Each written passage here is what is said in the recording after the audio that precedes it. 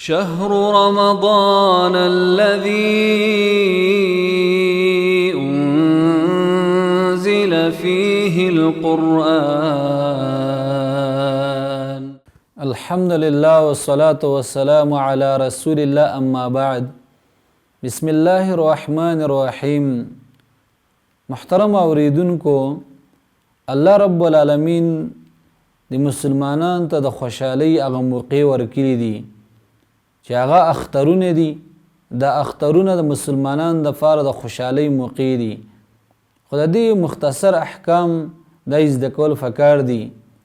نو د دې مختصر احکام داري محترمو چې د اختر په ورځ باندې ځان خسته کول، یعنی پاکي کپړې او خسته کپړې اغوستل، او دارنګه محترمو چې کله وړوکې اختري نو د اختر د منځ ته وتلو نه مخکې خوراک کول، او دارنګه په لاره باندې تکبیرات ویل، او دارنګه محترمو بهتره دا ده چې د اختر منځ دا بهر وکړلی شي، د مسجد نه بهر وکړلی شي، په صحرا کې وکړلی شي.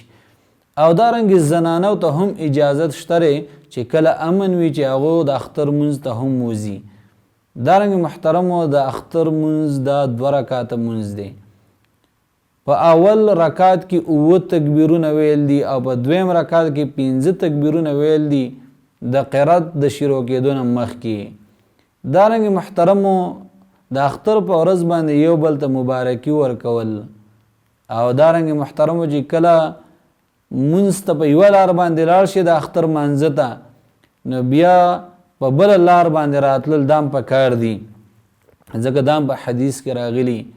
او دارنګه محترمو د اختر په ورځ باندې، یعنی په هر وخت کې، خصوصا په اخترو کې د خوشحالۍ موقع دي، خو د دې مطلب دا نه چې سړی مخالفات شرعیو کې د الله په نافرمانی کې شروع وکړي.